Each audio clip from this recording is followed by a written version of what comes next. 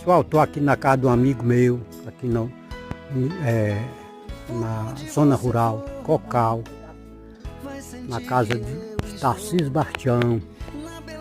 Aí resolvi fazer esse vídeo aqui, que eu achei muito legal aquelas serras aqui.